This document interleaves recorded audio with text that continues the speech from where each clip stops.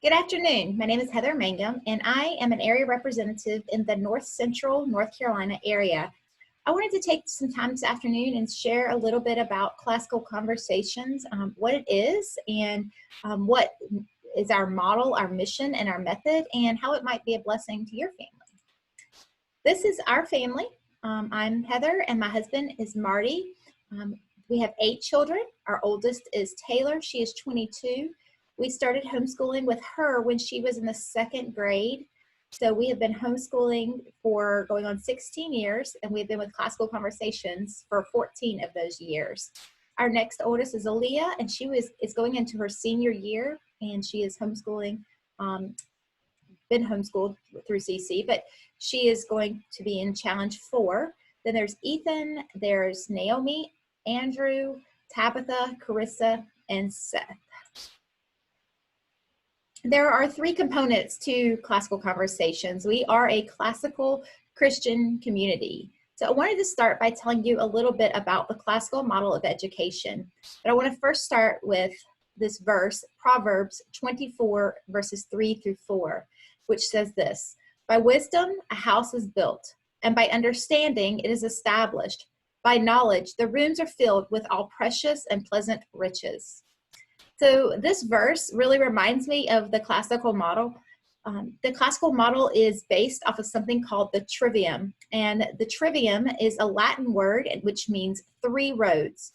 These 3 roads are, in the classical model, are grammar, which is the knowledge stage, dialectic, which can be translated to understanding, and rhetoric, which is wisdom. And so you see this house is built, that by wisdom the house is built, by understanding it's established, and by knowledge the rooms are filled with precious and pleasant riches.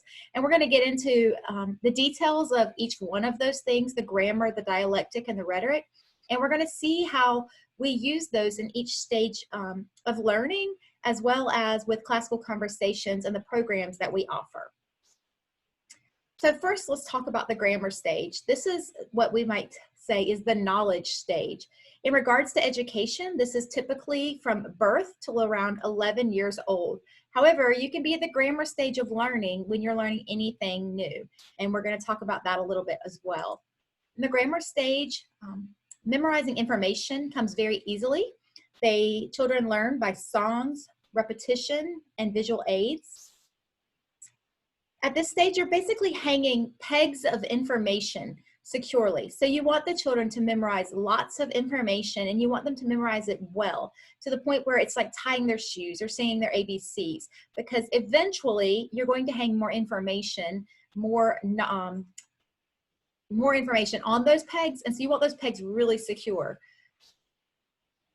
So information such as facts, lists, basic building blocks of information.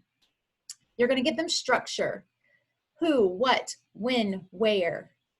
This is also a really easy stage to incorporate the one-room schoolhouse into your family. You can teach many children, different ages, kind of the same information, because you're just feeding their brain. You are just training their brain to retain lots of information. And so it's really easy to have just a bunch of grammar school age children, and you're kind of doing the same amount of the same work with all of those children, which makes it great for families with a lot of children.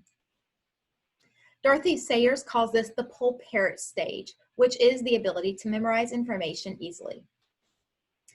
Now, the dialectic stage. Again, this was talking about education, so academics. So it's usually when a child starts puberty, anywhere from 12, and then it can go through like 15. This is when they start acquire reasoning skills. They become argumentative. So we teach them formal and informal logic. I see it as very just a natural, God-ordained time when they start really just kind of bucking up against even authority, questioning, asking, why do they have to do this? What does that mean? And they're starting to feel and understand the consequences to decisions. So cause and effects. They're able to discern and distinguish. They can sort, arrange, and criticize. They understand the hows and the whys. That brings us to the rhetoric stage, which is the wisdom stage. Generally, this is high school students, so anywhere from 9th grade till 12th grade. They become persuasive and expressive, express and create. They can use, apply, persuade, and defend. Self-centered, difficult, because they've taken all those things they've memorized, they've argued through them, and this is a stage where they can become in a point where they think they know everything, or they know what they're talking about because they have come to a place and wrestled through information. It's a synthesis of what they've already known. This is when they really can get the final picture of truth, beauty, and goodness in all the subjects that they've researched and studied. So let's talk about it. How can you be at the grammar phase of something as an adult? Let's separate this from academics. Anytime you are learning something new, you're going to be at the grammar stage. So let's take sewing, for example. If you don't know anything about sewing, but you have decided you want to sew an apron, then you're going to have to learn, first of all, many things like what is a sewing machine? Why are there different needles? What are the different parts on a sewing machine? Why are there different fabrics? There's so much information that you're going to need to know to even begin. You can't just get out the sewing machine and start sewing and put together an apron. So that would be the grammar phase. You are just going to learn lots of information about all the pieces, all the parts. Then the dialectic stage might be where you're putting things together, where you're starting to go, oh, okay, well, if I use this needle for this fabric, this is going to do this. Or, oh, if I use this needle and it's too thin for this fabric, what happens? Oh, the needle breaks because it's not strong enough. So you're going to start asking questions and put together some of that knowledge that you've learned through researching, and you're going to start asking questions and figuring things out. Then the rhetoric stage is when you can put it all together and you actually not just make an apron, because that might be in the dialectic stage, or you might sew something, but rhetoric might be when you turn around and you can actually teach someone else how to do this. So you can bring your children alongside you and you can teach them or show them how to do it. And you're going to teach them in the same way that you learn, by going over all the basic parts first, all the things, all the information. You're probably already doing this with your children. It's a very natural process as far as learning goes. Let's think about when you've taught your children to read. You didn't just start off by picking up a book and telling them, hey, read the book. No, you probably started off by just singing the ABCs. Your children learned the ABCs probably at a very young age by song. So when they sang the song, did they actually know how to read just from singing the ABCs? No. They probably didn't even know that an A has meaning. It means more. Or even that an A has different sounds. So eventually, they move into that dialectic stage where they're going to learn that an A actually has 3 sounds, A, and ah. Okay, they start memorizing that, they figure that out. Eventually they learn all the sounds to all the letters. And one day they put those letters together to make words. Eventually they can read not just little books, not just Bob books, they can move on to, big books of literature and things. And they become persuasive in their reading. They can become expressive in their reading. They can talk about the things that they've been reading. They can write about the things they've been reading. And so at that point, they've become rhetorical in their reading skills. So you're probably, like I said, already doing this when you taught your children to tie shoes. Any basic thing that you have taught your children, you've probably started at the grammar stage, worked your way through the dialectic, and eventually they've become rhetorical, or they've entered into the rhetoric stage of that learning. And they can, in turn, teach their sibling the same skill, or teach a friend that same skill.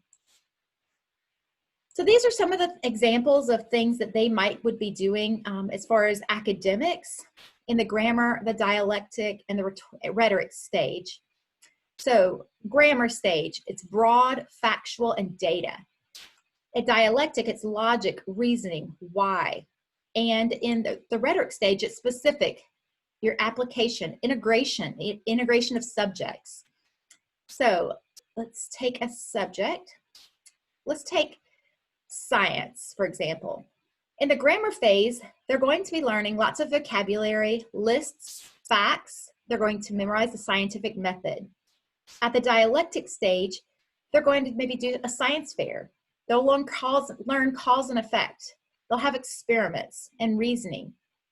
And in the rhetoric stage, it's physics, chemistry, biology. So how does this work within the classical Christian communities of what makes up CC? CC exists to know God and to make him known.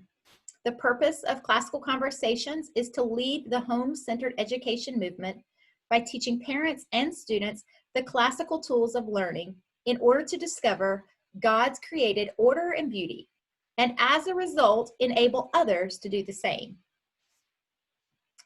So the Foundations program.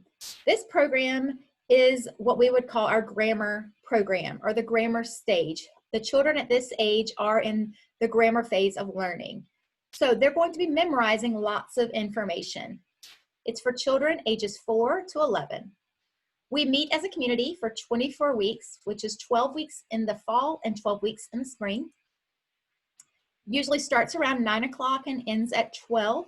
This can depend on the director. It may start at 9:15 or 8:45, and depending on when they begin. But everyone begins an opening assembly. You join together as a community in opening assembly. During opening assembly, there is a time for prayer, a short devotion. There is a family presentation. The families take turns standing in front of the rest of their program or the rest of their community, and they present something. It might be something as simple as, this is our family, this is who we are, these are some things we like doing. I've seen some families get up and do a short play or recite poems. So that's really just an opportunity for you to get comfortable with public speaking and a way for your community to get to know your family better. There's scripture memory. So each year in Classical Conversations, we memorize a new scripture. This coming year, we're in cycle 3, so we're going to be memorizing John chapter 1, 1 through 7, and we're going to be memorizing that in English and in Latin. So in opening assembly, we may work on that together. Last year, we sang a song. We memorized Genesis 1, 1 through 27. And so there was a song, and so we sang, the song every morning. There are pledges, and then this is a time that the director can share announcements with the community. At 9:30, the children are dismissed to go to the classes. There are 8 children to a classroom. They are divided up by age. And this is, again, depending on the community. If you are in a place where there's a smaller, there are not as many children or not as many families, they may divide this up differently. But this is a typical setup for a CC program. You have the abecedarians, which are the 4 and 5-year-olds. The apprentices, which are 6 through 7-year-olds. Journeymen are the 8 and 9-year-olds. And the masters are 10 through 11. So there are 5 core components of a classroom in the Foundations program. There's 30 minutes of a new grammar. This is when a trained tutor, the tutors are CC parents, so they have children in the program. A trained tutor will get up and they will introduce the new grammar for that week. So they will give science facts. They will sing a history song. They'll go over the timeline with maybe some hand motions. We'll learn new Latin vocabulary. They'll go over English grammar rules or English grammar. We might be memorizing the prepositions or just different kinds of verbs. In geography, there'll be new areas to locate. So they're going to be giving you the new grammar. These are the things they are modeling for you as the parent that you will be doing with your children at home. There will also be a review time. So this takes up another 30 minutes. The goal is to always review about 6 weeks of grammar. So the grammar is the memory work. Then there's 30 minutes for science projects. There's 30 minutes of fine arts. So there's the first 6 weeks is drawing. The second 6 weeks is music theory, which we use tin whistle. There are 6 weeks of famous artists, and there are 6 weeks of famous composers. And then there's 30 minutes for the children to have presentations.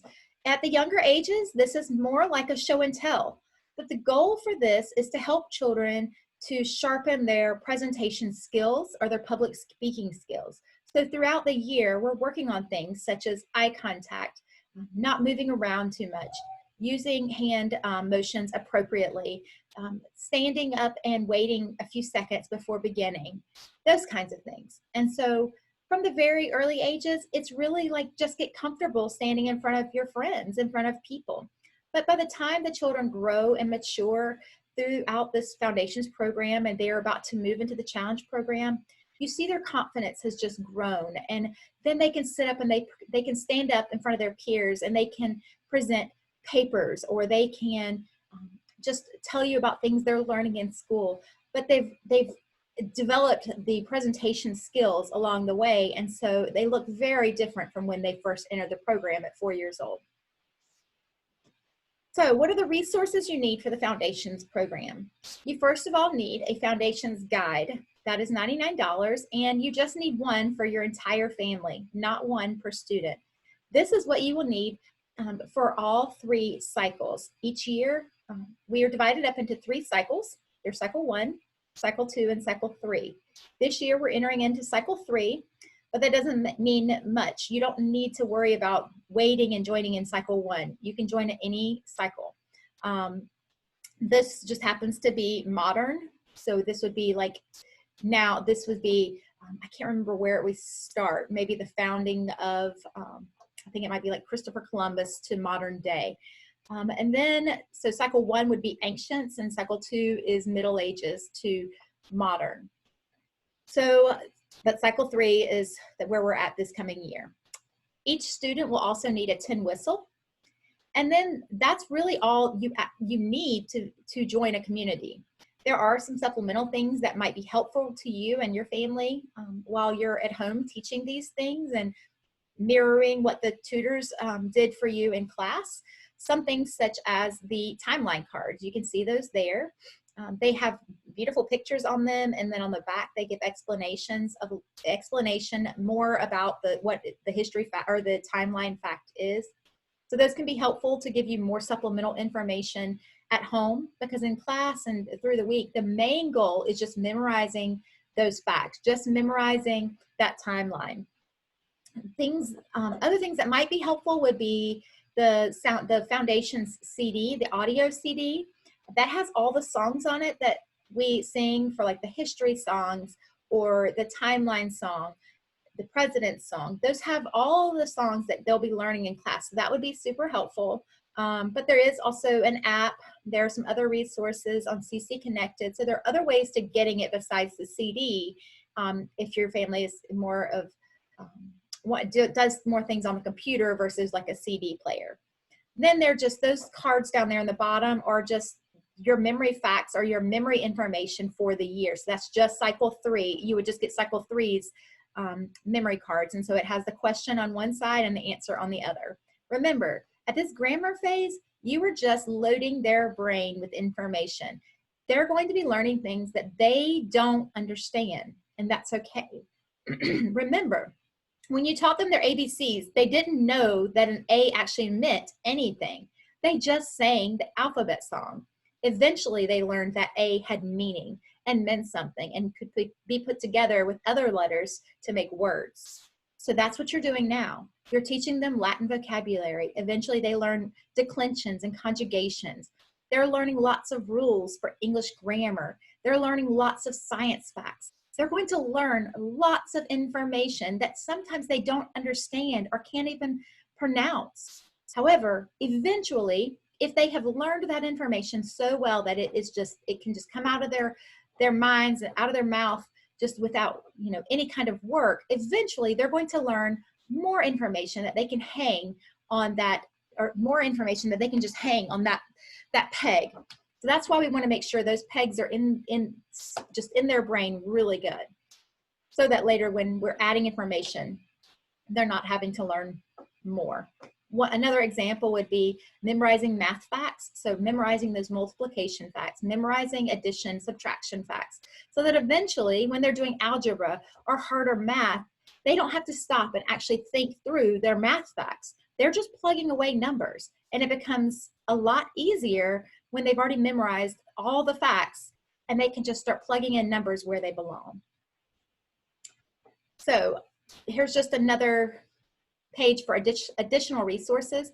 If you join a Classical Conversations community and you're enrolled in the Foundations program, the only other things you would be doing at home besides your memory work, you would need a math curriculum. We are teaching the children math facts, and we're going over and memorizing lots of math facts, but we are not teaching your child how to add, subtract, multiply. So you'll need some kind of math curriculum. You would also need maybe readers. I've always had a goal of reading to my children at 3 different levels. So I read aloud to all of my children all together. That's just kind of what we've always done. So they're being read to aloud. Then they read to me at their level. And then I have them read to a sibling or a stuffed animal or a doll, or just by themselves below their level. That just builds their confidence. It helps them with inflection. It just grows their love for learning.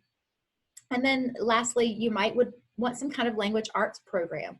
And that's only if they're not enrolled in Essentials, which we'll discuss in just a few minutes. But you can create your own language arts program. You decide, do you want to do spelling? Do you want to do handwriting, reading, phonics? What do you want to be involved? What do you want to go into your language arts program? And you decide and you choose that. So at the younger ages, you may want some kind of phonics program to help them learn how to read. You may want a spelling program, but you would decide that. Once they're at 9 years old, they can enroll in our Essentials program, and we're going to talk about that next. So Essentials is for 9-year-olds to 11-year-olds. In class, we go over 45 minutes of English grammar using the curriculum Essentials of the English Language. We have 45 minutes of IEW writing this year. It's again cycle 3. And then 30 minutes of math games. So for the Essentials program, so this would be their language arts program. If your child is enrolled in Essentials, they will not need another language arts program at home. This is designed to be all-inclusive, so there are spelling words in here. They'll have vocabulary through the IEW, so you would not need another curriculum in addition to Essentials. So Essentials of the English Language. This is meant to be a curriculum that is used 3 years in a row, and they will go through the same curriculum each year. The first year, they're really just getting wet. They're just getting a taste of this. They're learning lots of charts and lots of, again, rules that kind of go along with their foundations, memory work. And they're memorizing some, but it is hard. The second year, they're memorizing more and they understand more. And that final year, it's the big aha moment. They've gone through this curriculum 2 years in a row, and now they really understand it. And they have memorized most of the charts, if not all of the charts, by the end of the year. They know how to diagram sentences.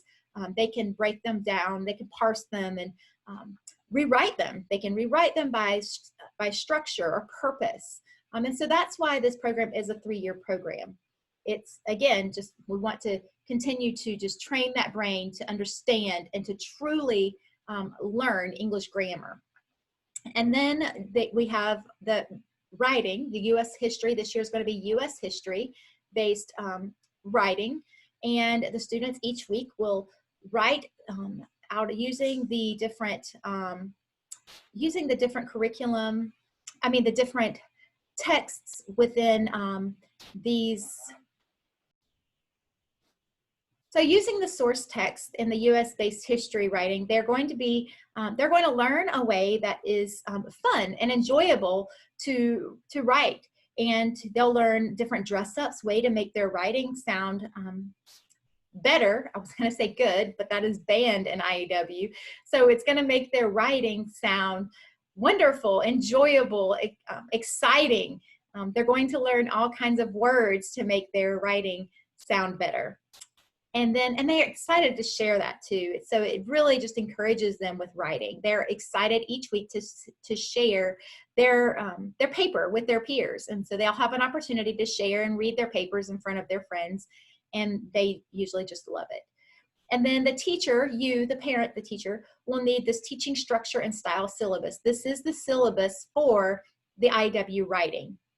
There are, of course, other supplemental things that you can buy to help you. Our mother tongue is helpful. I really, really love the classical conversations multiplication flashcards because they go up to the 15s. And I just have not ever found any multiplication cards that go up to the 15s. And we memorize all the math facts up to 15 times 15. And I didn't even go over that, but there's 30 minutes of math games. And this is really just encouraging the children in memorizing their math facts. So we do lots of just fun games. One of the most favorite is board slam. And so they try to get all the numbers off the board by just doing different math equations. And it can be done individually or with teams. And so we spend 30 minutes just doing that. And that's just a fun time that they actually love it. And then they're encouraged through the week to memorize their math facts more so that they can get better and better at these games. So the foundations, essentials, and essential scope and sequence. We're going to look at the cycle 3 line. In math, they learn the same things all 3 years, whether it's cycle 1, 2, or 3. They're just learning lots of multiplication tables, conversions, geometric formulas, algebraic laws. In Latin, so this coming year, they're going to be translating John 1, 1 through 7. In cycle 1, they do declensions, noun declensions, and 2, they do verb endings, which are conjugations. In science this year, we're going to be learning anatomy facts, chemistry, and origin. And then in art and music, it's the same every year. They're doing drawing, modern artists, music theory, and composers. In English grammar, they're going to be learning the participles, irregular verb tenses, and clauses. And then the timeline is the same every year also, and it starts from creation and goes all the way through modern. So that's what they're going to be learning this year. And then essentials is the same every year. They're learning parts of speech. In the grammar portion, they're learning different parts of speech, sentence structure, and how to parse a sentence. And then again, they're doing the writing and math games. All right, so that brings us to the challenge program. So once your child is 12 years old, they can enroll in our challenge program. Challenge A is approximately 7th grade. And the theme for this year is personal investment builds ownership. So the children are naturally maturing and they're learning that the more they invest, the more they own. Challenge B is approximately 8th grade. They're going to learn that ownership builds discipline.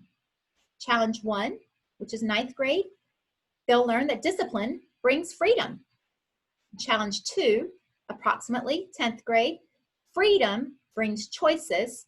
Challenge 3, choices bring consequences. And then challenge 4, finally, 12th grade, the consequences birth leadership.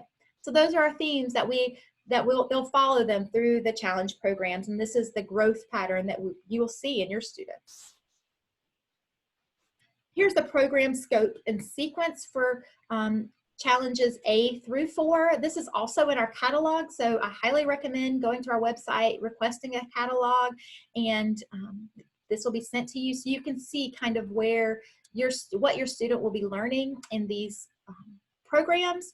Challenge program is a little bit more than it's more inclusive. So we're not just memorizing facts, although that comes along with it because you're at the grammar phase in certain subjects, but this is more the dialectic and then the rhetoric phase. So the students are much more independent.